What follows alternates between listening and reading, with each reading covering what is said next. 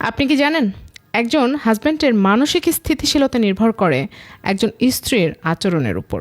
একজন বিবাহিত পুরুষ তার মানসিক সুখের জন্য নির্ভর করে তার স্ত্রীর উপরেই। একজন স্ত্রী তার স্বামীকে চাইলেই খারাপ রাখতে পারে, চাইলেই ভালো রাখতে পারে। এই পৃথিবীতে যত অস্ত্র আবিষ্কার হয়েছে তার মধ্যে মানুষের মুখের কথার উপরে কোনো বড় কোনো অস্ত্র আবিষ্কার এখনো হয়নি। স্ত্রীর মুখের কথার উপরেই আসলে ডিপেন্ড করে হাজব্যান্ডের সারাটা দিন কেমন কাটবে। স্ত্রীরা যদি সারাদিন অভিযোগের উপর রাখে, দেখবেন হাজব্যান্ডের মন অনেক ছোট হয়ে থাকে। স্ত্রীদের চাহিদা যদি অনেক বেশি থাকে, দেখবেন ওই হাজব্যান্ডরা অসৎ পথে ইনকামের চেষ্টা করে। স্ত্রীরা যদি অল্পতে সন্তুষ্ট থাকে, খেয়াল করে দেখবেন ওই হাজব্যান্ডরা সারাদিন খুব শান্ত মনে কাজ করতে পারে। স্ত্রীরা যদি সকালবেলা তুমুল ঝগড়াঝাটি করে, দেখবেন সারাদিন অফিসে তার মনটা খুব খারাপ থাকে।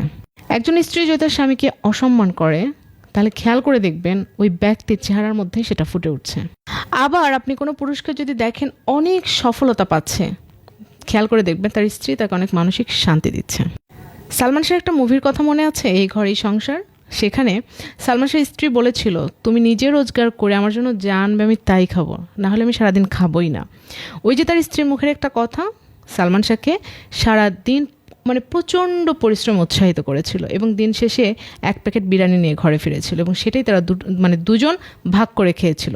এবং তারপর থেকে সালমান শাহ বুঝতে পেরেছিল একজন স্ত্রী চাইলেই তার স্বামীকে আসলে কোথায় নিয়ে যেতে পারে।